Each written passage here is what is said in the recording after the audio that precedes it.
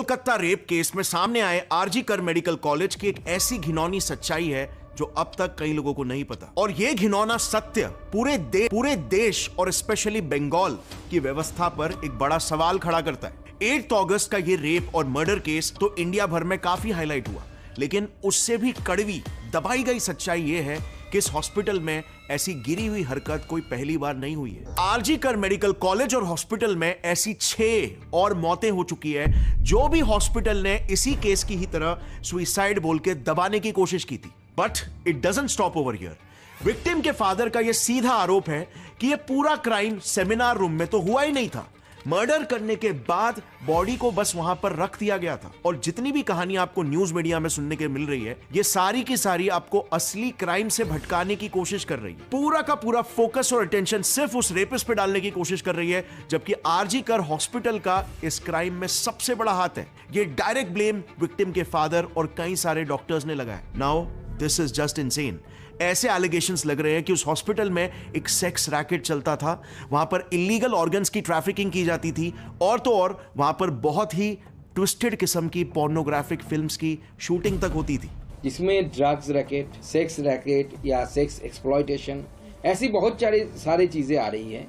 लेकिन क्योंकि विक्टिम को हॉस्पिटल के ये सारे इलीगल धंधों के बारे में पता चल गया, इसीलिए उसे रास्ते से हटाने के लिए उसकी जान ले ली गई। एलिगेशंस तो ये भी लग रहे हैं कि दरअसल संजय रॉय मेन कल्प्रिट है ही नहीं, ये तो बस सिर्फ एक बलि का बकरा है जिसे हलाल होने के लिए आगे कर दिया गया ताकि कुछ और बहुत ही ज्यादा इंपॉर्टेंट लोगों को बचाया जा सके। और फिर आरजी कर कॉलेज के जो प्रिंसिपल है ना, संदीप घोष, इन पर भी शक की सुई लटकी हुई है, क्योंकि इस केस के बस 3 दिन बाद इन्होंने हॉस्पिटल से रिजाइन कर दिया और कुछ ही घंटों के बाद ही उन्हें पास ही के एक दूसरे हॉस्पिटल में प्रिंसिपल की जॉब भी मिल गई। और आखिर में सबसे बड़ा एलिगेशन लग रहा है वेस्ट बंगाल के सीएम ममता बनर्जी और उनकी पार्टी टीएमसी पर। आज पूरे देश की जनता ममता बनर्जी से बहुत ही ज्यादा गुस्सा है। लोग उन्हें रेजिग्नेशन डालने के लिए तक कह रहे हैं, क्योंकि उनका मानना है कि संजय रॉय और प्रिंसिपल संदीप घोष टीएमसी के खास है और ये सब कारनामा सिर्फ और सिर्फ टीएमसी के पार्टी के कुछ चुनिंदा लोगों को बचाने के लिए किया जा रहा है। ममता बनर्जी के सत्ता को बचाने के लिए किया जा रहा है। अब एग्जैक्टली विक्टिम के साथ हुआ क्या था,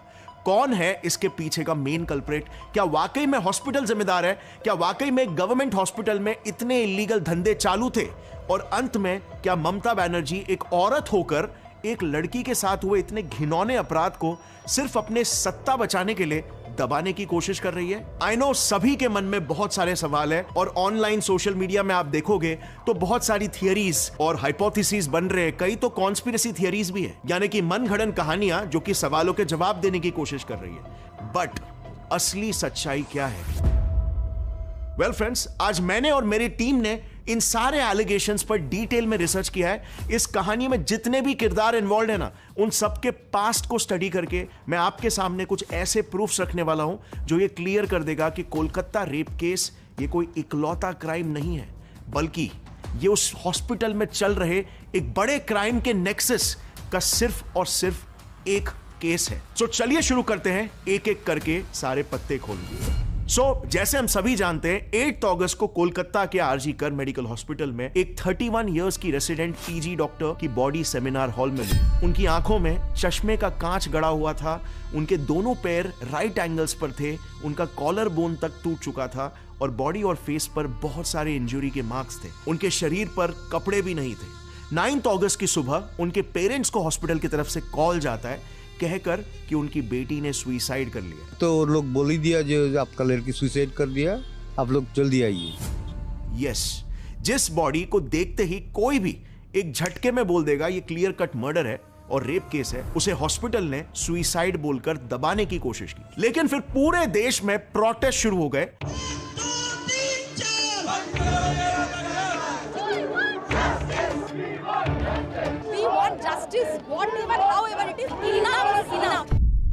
और अंत में संजय रॉय नाम के इस बंदे को पकड़ा गया, जिसने फिर एक झटके में एक्सेप्ट भी कर लिया कि हां मैंने ये क्राइम कमिट किया है, और उसने ये तक बोल दिया कि मुझे फांसी की सजा भी दे दो, मुझे चलेगा। अब यहां तक ये कहानी सुनकर आपको इसमें कुछ थोड़ा तो फिशी नहीं लग रहा क्या? अब हालांकि सबसे डिस्टर्बिंग बात तो यह है कि यह केस आरजी कर हॉस्पिटल में कोई पहला केस नहीं है। इसके पहले भी इसी हॉस्पिटल में 6 और लोगों की बॉडीज ऐसे ही बहुत ही मिस्टीरियस कंडीशंस में पाई गई थी। सौमित्रा दास नाम की एक स्टूडेंट की डेड बॉडी उसके हॉस्टल रूम में पंखे से लटकी हुई मिली। अगेन मैनेजमेंट ने बड़े ही कन्वीनियंटली इसे सुइसाइड बोलकर रातों रात दबा दिया, लेकिन सौमित्रा के पेरेंट्स ने यह क्लेम किया कि उनकी बेटी का सरासर मर्डर किया गया है। एक स्टूडेंट की भी मौत हुई थी, उसकी दोनों हाथों की नसें कटी हुई थी, यानी कि वापस से सुइसाइड की तरफ इशारा। और फिर साल 2016 में आरजी कर के मेडिकल कॉलेज के एक प्रोफेसर के घर से उनकी सीवियरली डिकम्पोज बॉडी मिलती है। साल 2020 में एक 25 साल के जूनियर डॉक्टर ने आरजी कर के मेडिकल कॉलेज की बिल्डिंग से कूदकर सुइसाइड कर ली। और इवन जस्ट पिछले साल 2023 में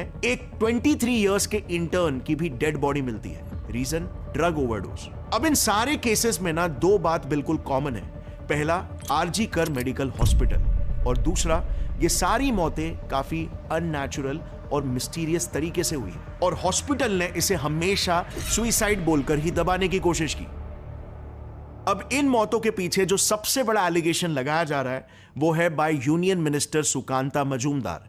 उन्होंने बताया कि उनको डॉक्टर्स के एक व्हाट्सएप ग्रुप में से ऐसे चैट्स के स्क्रीनशॉट्स मिले हैं जिससे यह पता चलता है कि आरजी कर मेडिकल कॉलेज में बड़े लेवल पर एक ड्रग्स और सेक्स रैकेट चल रहा है। उन्होंने यह भी रिवील किया कि इसमें एक टीएमसी एमपी और उनके नेफ्यू का भी इन्वॉल्वमेंट है। ये जो पीजी डॉक्टर्स के इंटर्न्स के जो टीम है उसमें ये उनके जो व्हाट्सएप ग्रुप्स है उसमें बहुत ऐसे विषय आए हैं जिसका कुछ स्क्रीनशॉट हमारे पास भी पहुंचा है, जिसमें ड्रग्स रैकेट, सेक्स रैकेट या सेक्स एक्सप्लॉयटेशन ऐसी बहुत सारी चीज़ें आ रही हैं। एक टीएमसी एमपी उनके भतीजे की भी नाम बार बार आ रहे हैं। अब ऑफ कोर्स हमारा काम तो रिसर्च का ही है, तो इनके एलिगेशंस पर ब्लाइंडली ट्रस्ट हम नहीं कर सकते क्योंकि ये बंगाल के ऑपोजिशन पार्टी के मेंबर है। सो हो सकता है ये सिर्फ अपने पॉलिटिकल गेन्स के लिए भी ऐसा बोल रहे हो, और इसीलिए मैंने और मेरी टीम ने इस केस पर रिसर्च करना शुरू कर दिया और सरप्राइजिंगली हमें अपनी रिसर्च में कई सारे एविडेंसेस मिले जिससे ये प्रूव होता है कि शायद इस कॉलेज में वाकई में इलीगल एक्टिविटीज चल रही थी। और किसी भी जगह पर अगर इलीगल एक्टिविटीज चलती है और किसी को भी उसके बारे में खबर पड़ जाता है तो क्रिमिनल लोग जितना हो सकता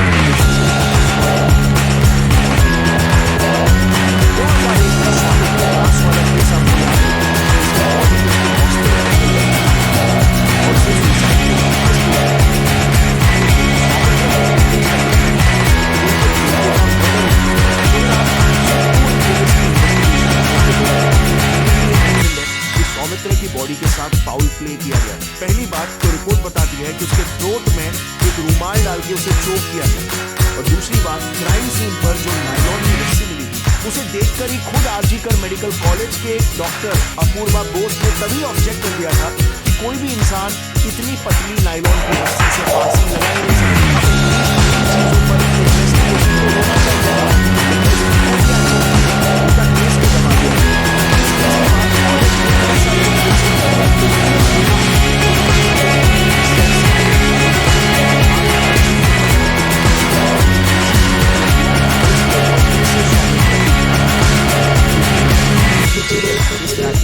बचाने के लिए उस रैकेट को पब्लिकली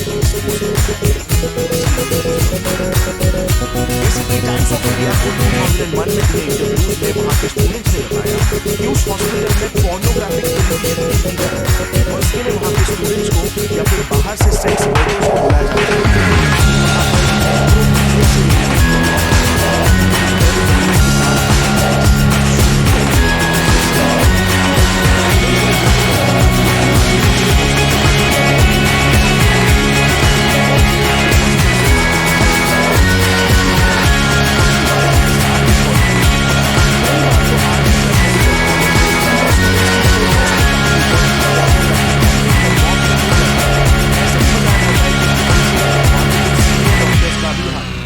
जब पुलिस इन्वेस्टिगेशन हुआ तो वहां इस एलिगेशन के कई सारे सबूत भी मिले थे, जैसे वहां के हॉस्टल रूम्स में ट्राइपॉड्स और रिफ्लेक्टर्स मिले थे जो उस दौर में ऑफ कोर्स सिर्फ प्रोफेशनल शूटिंग में ही यूज की जाती, बिकॉज हम 2001 की बात कर रहे हैं और तब सोशल मीडिया एग्जिस्ट नहीं करता था। बट अनफॉर्चुनेटली वेस्ट बंगाल की पुलिस ने इतने स्ट्रॉन्ग एविडेंसेस होने के बाद भी इस केस में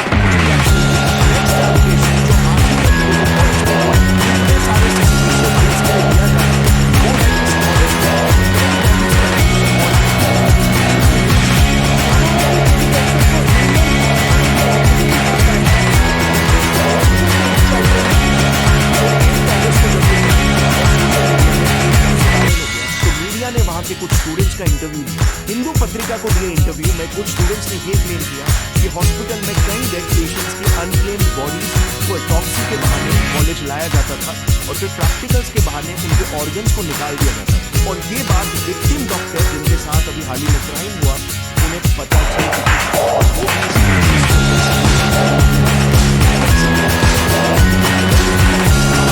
जब हम इस एलिगेशन को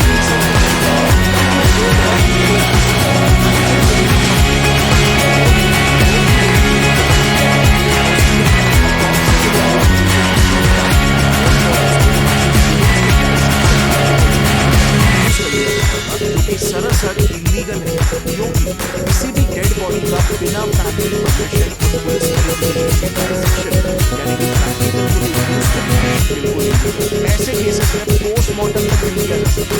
उसी रिपोर्ट में ये भी मेंशन है कि 2023 में किसी के खिलाफ कुछ पेशेंट्स के रिलेटिव्स ने सवाल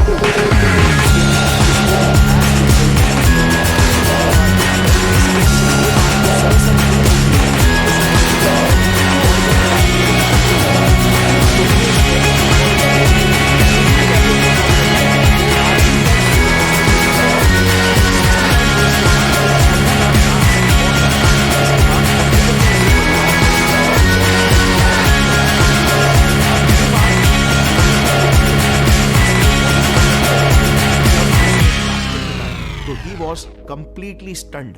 उसके फादर की दोनों आंखें गायब थी। हॉस्पिटल ने उसके फादर की दोनों आंखें निकाल ली थी और वो भी परिवार को पूछे बिना। अब इस बात पर जब उनके बेटे ने कंप्लेन की तो बस सोचो उसे क्या रीजन दिया गया। उसे बोला गया कि उनके फादर की आंखें चूहे खा गए।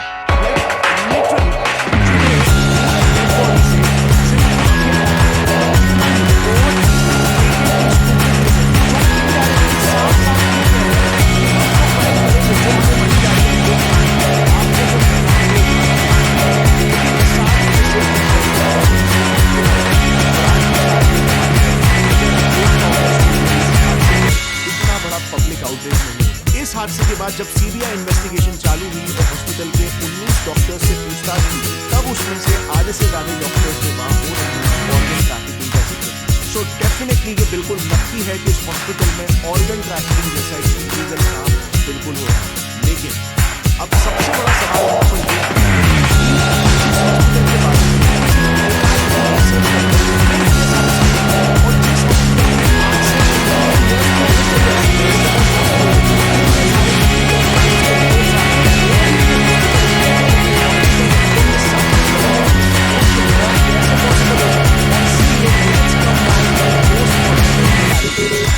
सोशल मीडिया पर भी काफी कम लोगों ने पॉइंट आउट करने का गट्स दिखाया, जिस पर बात करने के लिए भी कई लोगों को लीगल नोटिस मिलेगा।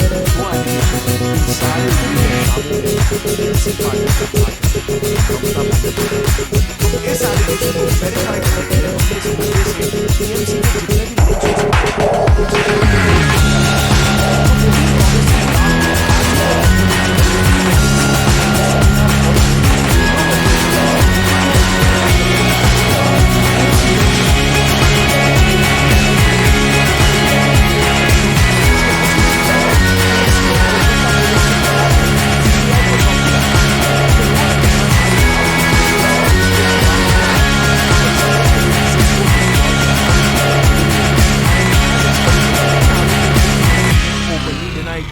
उल्टा उन्होंने तो इस सब का इल्जाम ऑपोजिशन पार्टीज पर डाल दिया। তারা আউটসাইডার। আমার যতদূর মনে হয় আমি যতটুকু ভিডিও দেখতে পেয়েছি কারো হাতে ন্যাশনাল ফ্ল্যাগ তারা হচ্ছে বিজেপি আর কারো হাতে ডিওয়াইএফ এর সাদা লাল फ्लैग। बट यहां पर फ्रेंड्स हमें मिले प्रूफ्स और एविडेंसेस इसकी कंप्लीटली ऑपोजिट स्टोरी ही बताते हैं।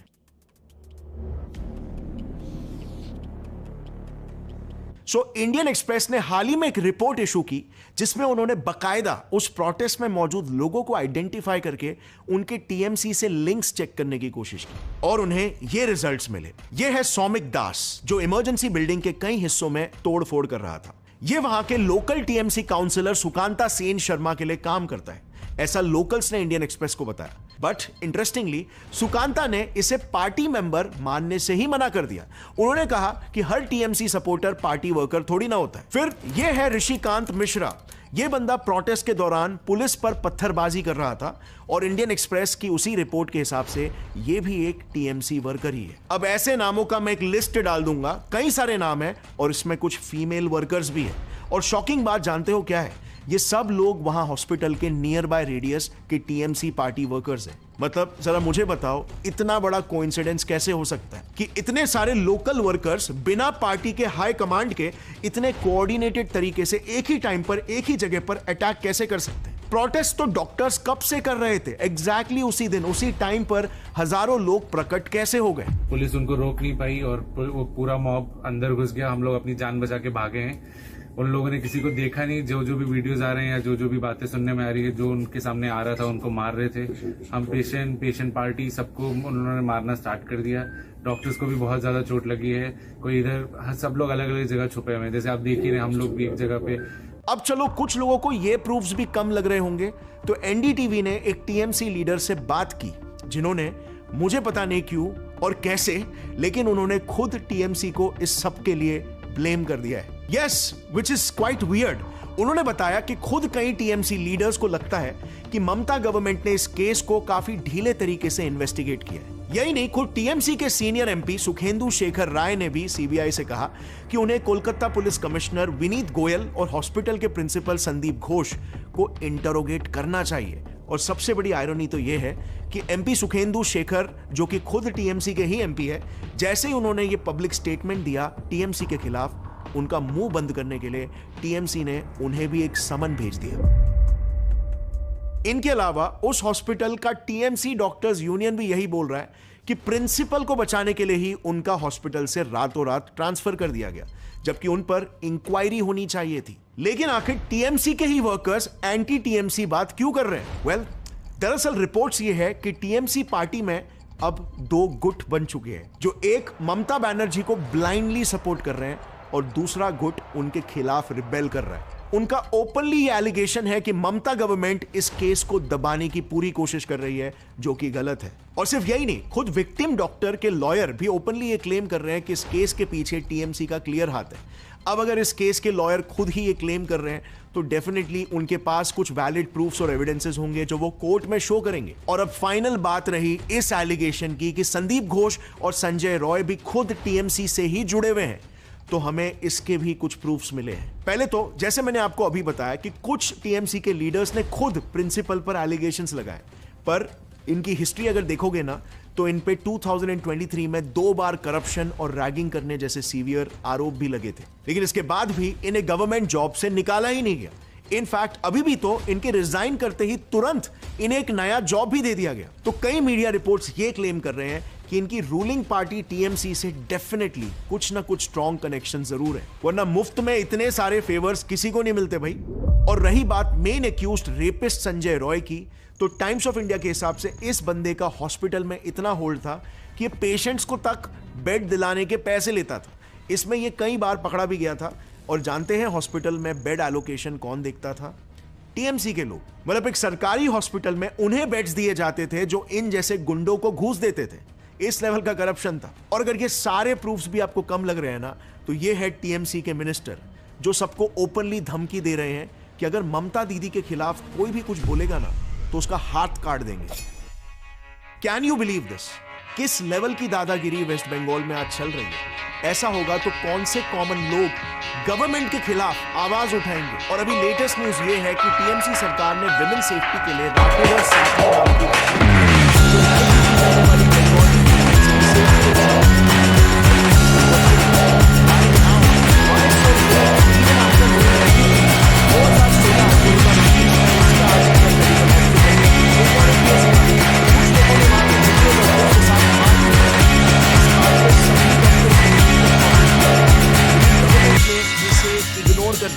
उल्टा उन्हें धमकाया गया कि अगर उन्होंने प्रोटेस्ट बंद नहीं किए ना, तो उन्हें जॉब से निकाल दिया गया।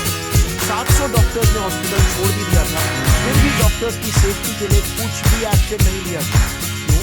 क्योंकि मामला मीडिया में नहीं आया था ना। इनफैक्ट उस हॉस्पिटल में 16 साल तक नौकरी कर चुके हैं से 2 साल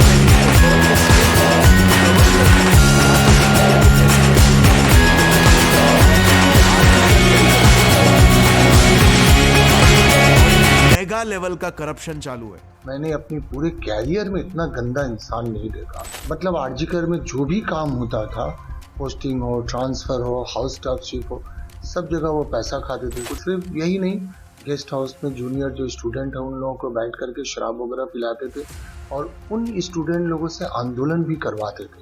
मतलब एक माफिया राजा बोल सकते हैं। खुद उनके सिक्योरिटी के लिए 20 आदमी था, प्लस 4 आदमी बाउंसर को लेके चलते थे। हमने तो फिल्म स्टार को देखा बाउंसर लेके चलते हुए, किसी प्रिंसिपल को अपनी जिंदगी में नहीं देखा। उसने लिटरली हॉस्पिटल के प्रिंसिपल संदीप घोष का नाम लेकर कंप्लेन फाइल की थी कि इन सारे इलीगल कामों के पीछे इन्हीं का हाथ है। लेकिन इसके बावजूद उस प्रिंसिपल के साथ क्या हुआ?